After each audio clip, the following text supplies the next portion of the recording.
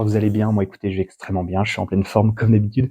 Aujourd'hui, on est là pour un hors-série qui va me concerner et va vous concerner également dans le sens où je vais un petit peu revenir sur comment j'ai démarré le jeu et ça va englober en même temps ma relation, on va dire, que j'ai avec une mécanique de jeu qui est la base de la base de la base, c'est-à-dire le hasard, l'aléatoire, le, le non calculatoire, les probabilités, appelez ça comme vous voulez, le chaos, ça c'est une évidence.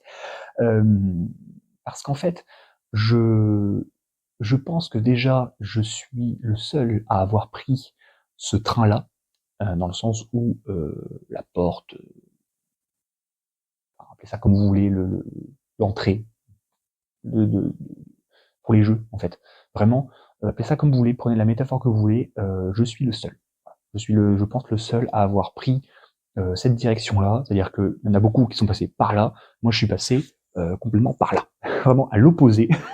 Et voilà, comment on en est arrivé après à avoir tout ça, ici, ce qu'il y a là-bas, enfin voilà. Donc, et vous allez comprendre pourquoi, parce qu'en fait en fait tout est lié. En fait, moi en fait j'ai décidé de commencer quand même, je pense par le mode hardcore. Voilà, vraiment, vraiment, vraiment. J'en ai déjà parlé hein, dans si vous suivez la chaîne depuis un petit moment, j'en ai déjà parlé. Mais juste comme ça, là, je vais essayer de revenir un petit peu, alors pas en détail évidemment, mais sur tout l'historique, hein, je rappelle, c'est pas le but, mais juste sur sur le côté des deux pieds de l'étrier. Hein, je rappelle, les deux pieds de l'étrier, c'est qui? Enfin, c'est quoi plutôt? C'est Mille Sabor et Dungeon Fighter deuxième édition. Mais il y a quand même eu des petits déclics avant. Bon, déjà, commençons par le premier, le hasard viendra en second temps. Ma relation que j'ai avec les jeux, déjà, de base, de mémoire, attention de mémoire, je n'ai jamais, attention, hein, je fais fonctionner le cerveau, en tout cas les deux neurones qui me restent, euh, de mémoire, je n'ai jamais refusé de jouer à des jeux. Euh, Moi déjà, de base, euh, j'aimais bien les jeux de société. Après, bien évidemment, comme beaucoup de gens, il y a eu les jeux vidéo, pardon, je vais y arriver, lapsus. Euh, et puis voilà, j'ai toujours les jeux de société, la pièce, je vais jamais y arriver, les jeux de société, ah non, les jeux vidéo. Les jeux vidéo sont toujours partie de ma vie, encore à l'heure d'aujourd'hui. Ça m'aide même pour les jeux de société aussi, évidemment. Hein. L'un va pas sans l'autre, presque, je trouve. On va dire que c'est obligatoire, mais attention, mais voilà. Il y a des jeux que j'aime beaucoup en jeu vidéo et j'aime beaucoup aussi les retranscrire après sur la table. C'est vraiment très très cool. Mais en tout cas, voilà, de base, le jeu d'une manière générale, j'englobe les deux, hein, prendre le jeu de manière globale, j'ai toujours apprécié. Toujours apprécié ça, j'ai toujours, même de toute manière, je suis quelqu'un d'assez curieux, c'est-à-dire que, et c'est même presque entre guillemets, pas un problème, mais s'il y a quelque chose qui va venir me titiller, je peux très bien avoir une idée et découvrir un truc en mode, oh, ça existe, ah, on va faire des recherches, et là, si je commence à faire des recherches et que ça m'intéresse vraiment de fou, comme pour les jeux de société, quoi, j'ouvre la boîte de Pandore et là, j'en sors plus, quoi, c'est pas possible, je peux plus la refermer, quoi, c'est mort. Ce qui s'est passé avec les jeux de société, là, on va faire quoi, ça va faire un an et demi, peut-être quelque chose comme ça, que j'ai ouvert la boîte, sans mauvais jeu de mots, hein. Et c'est parti ça part en cacahuète complet, hein, c'était terrible, terrible, terrible. Euh, donc déjà voilà, déjà de base c'est ça. Euh, Maintenant, là où ça devient un peu plus nébuleux dans mon esprit, je pense que vraiment le premier, le terreau de base, ça restera Mille Sabor, de mémoire. Euh, et quelques temps après, je découvre les Unlock, euh, que ma mère me fait tester en fait. Et c'est le premier pas dans le monde du jeu solo. C'est-à-dire que là, elle me dit, bah voilà, en fait, ouais, les jeux de société, les jeux de plateau, hein, parce que notre déformation des jeux de société, donc on va dire, c'est bizarre, non, non, voilà, notre traduction est mauvaise, mais voilà, vous avez compris. Ce serait l'objet d'une autre vidéo, le soi-disant problème des jeux solo. Bref. Mais en tout cas, voilà, je découvre les unlocks, très cool. Ah, les unlocks, c'est vraiment super sympa. Je prends pas forcément le temps d'en faire. Pourtant, j'aime beaucoup, mais je prends pas le temps d'en faire, hein, ça c'est clair. Et pourtant, je sais que voilà, je sais que j'aime beaucoup les unlocks. J'en ai pas tant que ça, mais j'ai une belle boîte. Donc voilà. Après, ma mère, on se prête des jeux, machin, etc. Donc voilà. Mais voilà, les unlocks fait le premier pas dans le monde du jeu solo. On va dire ça comme ça. Mais déjà, Mille Sabords, déjà, le terreau de base, déjà, est un peu bizarre, hein, on va pas se mentir, parce que on commence par un jeu de stop ou encore avec des dés, où là, vous savez, on dit souvent, il y a le côté, la valeur 0, c'est-à-dire le 1. Le, je sais pas, pour un loup-garou, il y a l'alpha, après l'oméga, etc. Là, c'est quoi le, le hasard originel? J'ai presque envie de dire, alors c'est pas le cas, mais euh, pour ma part, c'est lui, quoi. Vraiment, le pilier, c'est lui, quoi. Donc, on a envie de se dire, déjà, le mec commence par la douleur et la souffrance. Il n'a même pas encore commencé, hein, à faire ses premiers pas et à parler, hein, qui commence direct dans la souffrance absolue. Euh, Parce que c'est vrai que Mille Sabords, on va pas se mentir, des fois, les situations sont tellement drôles que nous, ça nous fait marrer, mais certains, à mon avis, ils retournent la table, quoi. C'est vraiment la guigne, quoi. Horrible. Euh, donc, euh, donc c'est vrai que oui, ça peut être très compliqué. Et dans un second temps, donc quelques tout, j'aurais pu vous dire mais ça c'est assez. Finalement, je crois que c'était assez rapide. Et après 20, le moment où je rentre dans une boutique de jeux. Donc déjà moi évidemment découvrant le monde du jeu avec du coup 1000 sabords et puis les unlocks, donc moi bien évidemment il y a des boîtes des couleurs des incroyable, incroyable, incroyable. Euh, je tombe du coup sur Dungeon Fighter deuxième édition. Et là j'aimerais faire un petit truc, c'est que je commence déjà, le terreau est déjà un peu particulier. Mais alors, la suite, c'est-à-dire euh, prenez la métaphore que vous voulez en prenant les métaphores du jardin, mais voilà. Euh, c'est bizarre. Hein. Le mec est bizarre. C'est-à-dire que il a démarré avec la souffrance. Qu'est-ce qui peut être pire que la souffrance? Je sais pas. La torture, c'est presque pareil. Enfin, les deux en même temps, voilà, je sais pas. Mais allez savoir pourquoi.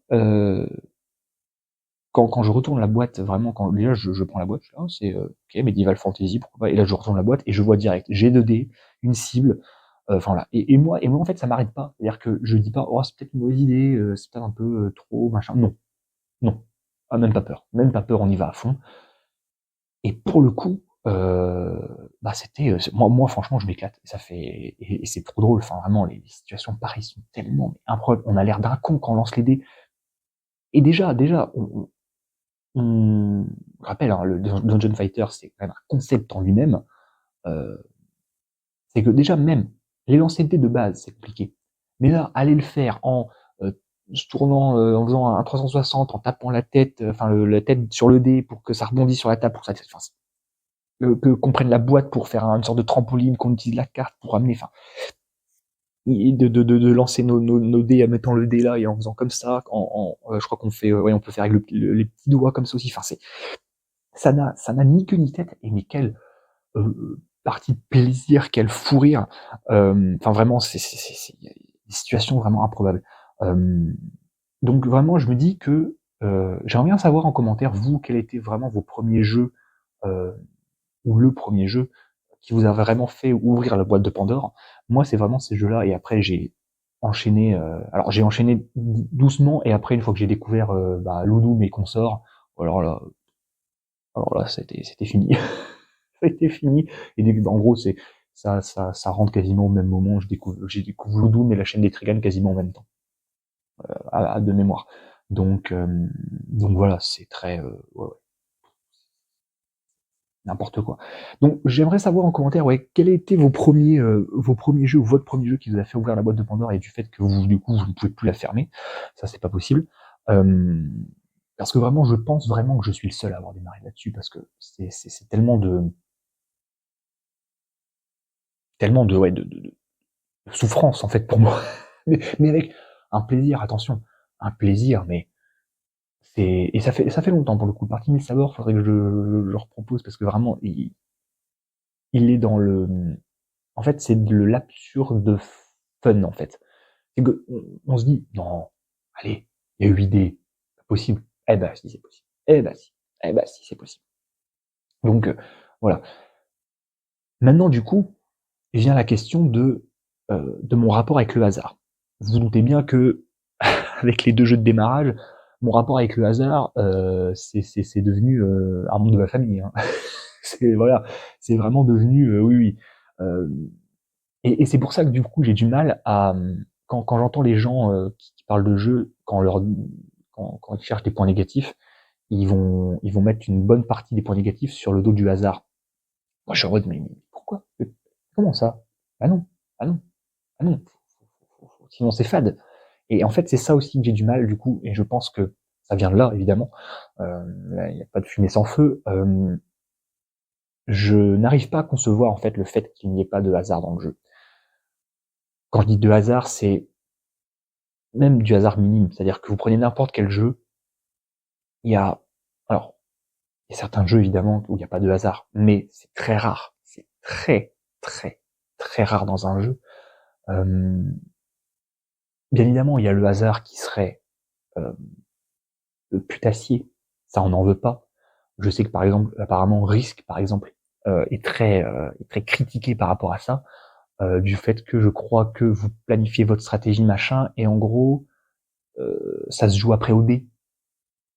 Ah, c'est vrai que c'est peut-être un peu putasse quoi. Je prends un jeu où pareil, il y a pas de dés, il y a du hasard mais il y a pas de dés, c'est Vicomte du Royaume de l'Ouest.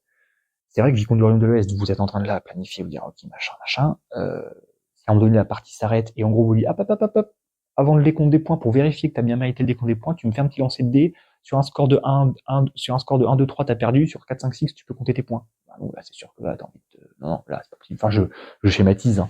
Mais en gros non, là ce serait pas possible. Ou même moins que ça en termes de probabilité, même si imaginons on vous dit sur un 1 vous avez perdu. Bah non, bah non. Enfin, vous pourrez me dire, ouais, mais sur un 1, ça peut de chance. Oui, mais les probabilités, probablement, hein. C'est pas un calcul de l'impossible. C'est le probabilité, probablement. Voilà. Donc, le 1 peut arriver. C'est pas qu'il ne peut pas arriver, c'est il peut arriver. Voilà. C'est la différence. Donc, voilà, là je peux comprendre. Mais dans des jeux, pareil, là ça n'aurait pas de sens du tout d'en mettre, mais il y a du hasard bien évidemment dans le jeu. Je pense à Hit. Hit qui est un jeu, un GOAT parmi les GOAT, évidemment. Pas de dés, mais du hasard. Par la pioche des cartes, par votre main, par ce que va faire l'IA ou les autres joueurs, enfin voilà, par les conditions de piste, par la météo, par machin, enfin, par l'événement de début de circuit, par les cartes amélioration que vous avez piochées, enfin, voilà, c'est très,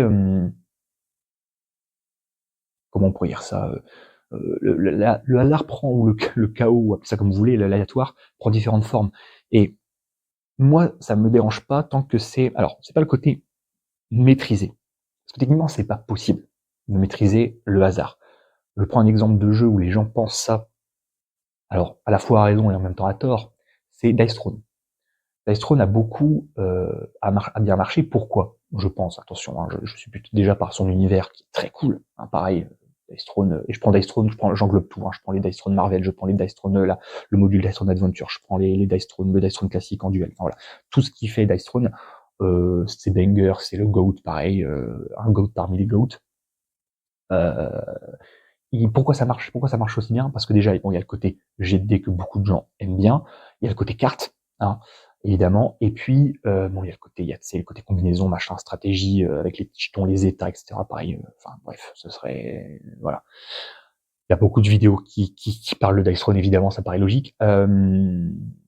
Et pourquoi les gens pensent justement que Dice Throne fait mieux que les autres? Parce qu'en fait, il y a des cartes qui manipulent un petit peu le hasard, mais c'est très léger et c'est très bien fait aussi. Parce qu'en fait, c'est ni trop ni pas assez. Alors ça peut être rageant, parce qu'évidemment, des fois, ça va vous redonner des relances sur certains jets de dés spécifiques. Ça va vous dire que vous pouvez changer la valeur d'un dé en la forme que vous voulez. Ça va vous dire de changer la valeur d'un dé en un 6, etc., etc. Donc, en fait, c'est une sorte d'illusion, on va pas se mentir, parce que on pourrait très bien dire, oui, mais si en gros on nous donne X relance, ça va le faire. Pas forcément. Pas forcément. T'auras beau, ça se trouve avoir, le jeu te donne peut-être, donc le jeu t'as 2 relances, le jeu te donne donc, enfin te donne, de base t'as donc ton premier lancer et ensuite 2 lancers. Ça se trouve, je crois qu'il y a, je sais plus quel nom de carte, hein, je saurais plus vous dire, qu'on peut relancer 5 dés max et voilà, parce qu'on a 5 dés en tout, voilà. Mais ça se trouve, cette troisième relance, parce que techniquement, le premier lancer de dés qui est pas vraiment une relance, cette troisième relance, ça se trouve, sera aussi catastrophique. Donc vous auriez payé des points de compétence, enfin des points de combat, etc. pour entre guillemets rien. Vous voyez, c'est-à-dire qu'on ne peut pas. Le côté des probabilités, c'est que c'est justement ça, c'est le côté de on ne peut pas prévoir. C'est-à-dire qu'on ne peut pas être là dire, c'est vraiment c'est au doigt mouillé, c'est peut-être un 2 et un 5. Et ça se trouve, ce sera pardon, un 4 et un 3. Et voilà, fin du game.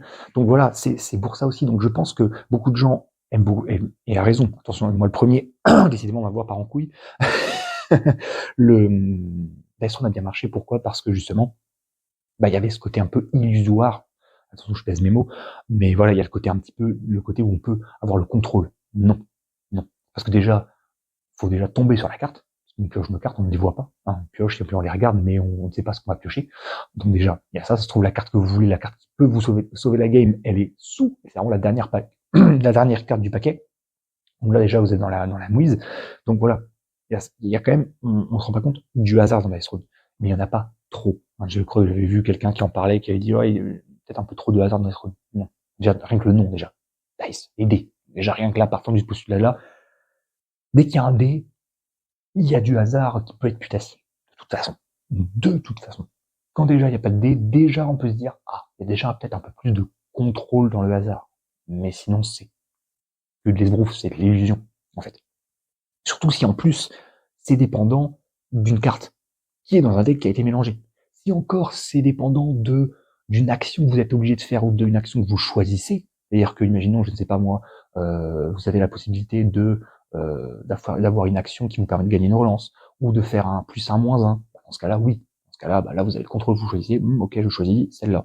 Bon, bien évidemment, on ne sait pas ce qui serait passé si vous avez pris l'autre, mais vous voyez ce que je veux dire. Quand ça dépend si l'aléatoire dépend de l'aléatoire, c'est, voilà. Là, le moins plus moins fait pas forcément plus, quoi. Donc, voilà. Mais en même temps, moi, je suis désolé, sans ça, vous imaginez Dice Throne sans hasard. Voilà, ce serait, je sais pas, ça fait un petit goût qui, ça manque un peu de sel. Ça manque un petit peu de sel. Et c'est ça aussi, le plaisir que moi j'ai à jouer, c'est le côté où il y a des fois où ça va très bien se passer. Ça va, voilà, la game va glisser tranquillement, voilà, on va être sur nos petits nuages tranquillement, faire nos petits trucs, nos petits machins. Et des fois, ça va être les montagnes russes émotionnelles. Faut pas être cardiaque. Faudrait qu'il y ait ça d'ailleurs sur les sur les paquets d'ailleurs sur les paquets de cartes, sur les paquets de jeux, de ne pas être cardiaque parce que vraiment, je pense qu'à mon avis, quelqu'un de cardiaque pourrait sur certains jeux nous faire un wing wing wing wing poum. Vraiment, je pense, parce que il y a certains jeux, ouais, faut pas être fragile du cœur, hein, parce que notamment, je pense que Dice Throne, ouais, il y a certains moments, je pense que oui, il y a un coup, genre il vous faut un 6 avec, ou il vous faut 2 6 avec 2 dés, pas évident à faire ça, hein, et que vous les avez sans utilisation de carte ou alors une relance. Ah ouais, vous avez, ah ouais, là vous avez la goutte de sueur, vous dites allez là c'est tout ou rien. Là vous faites du coup double succès, vous êtes là vous êtes refait. Donc et je pense qu'il faudrait à un moment donné peut-être, non, ce serait exagéré, mais ça serait pas improbable que quelqu'un un jour voilà finisse par claquer sa pile sur une table de jeu parce que trop de yo-yo au niveau de son cardio. Donc ouais, faut faire attention quand même. Bon, peu probable, mais moi peut-être que je suis peut-être trop à fond quand je joue aussi évidemment, mais ça fait partie de ma personnalité. J'ai du mal à rester de marbre quand je joue. J'aime bien voilà, avoir des réactions, d'avoir des réactions des fois peut-être disproportionnées peut-être, mais en tout cas, c'est ce que j'aime. Donc voilà un petit peu. N'hésitez pas à mettre en commentaire, en plus de votre jeu, comment vous ressentez ça. Parce que c'est vrai que moi je trouve qu'on tire beaucoup sur l'ambulance, quoi. C'est vraiment, en fait, c'est le choix facile de dire, on peut le mentionner. C'est-à-dire qu'évidemment que quelqu'un qui ne supporte pas le hasard on va pas lui dire, allez, je te conseille de jouer ou d'acheter Mini Rogue, qui est tout se joue au dé, voilà, super, c'est le bonheur. Non, ah non, on va essayer de trouver un jeu avec un petit compromis, quoi. Donc c'est ça aussi mais c'est ça aussi qui fait la beauté de tout ça et le sel en fait. Donc voilà pour cette vidéo un petit peu hors série. Là, j'ai pas de réponse en fait réelle à vous donner. Moi, le fait c'est que j'ai été conditionné par mes jeux de départ. Évidemment, peut-être que je suis persuadé que si j'avais démarré avec d'autres jeux complètement avec beaucoup moins de hasard, je serais peut-être comme beaucoup à dire ouais, le hasard vraiment, ouais non, pas sûr, tout le temps c'est pénible, machin, un peu voilà, un peu renfrogné, etc. Peut-être, mais on ne le saura jamais. On ne le saura jamais, à moins que voilà, côté, je me vais dans le passé, machin, etc., etc. Bon, non, je suis très bien comme ça. Moi, ça me va très bien et je continuerai à chercher des jeux avec beaucoup de jets de dés dans mes jeux et ça me fera le plus grand plaisir. Bref, voilà en tout cas pour cette hors-série. Ça change un petit peu d'habitude, mais j'aime bien vous faire des petites vidéos comme ça qui parlent de sujets du jeu parce que je trouve qu'on n'en parle pas, on n'en parle pas tant que ça. Donc j'aime bien vous faire de temps en temps des petites vidéos comme ça qui poperont comme ça de temps en temps. Donc j'aime bien. Voilà en tout cas pour cette vidéo. Merci en tout cas de l'avoir suivi ou de m'avoir écouté pendant que vous faisiez votre vaisselle peut-être. Moi en tout cas je vous dis à la prochaine pour plus d'aventures. Croyez toujours en l'âme des dés. C'est très important. Allez, bye.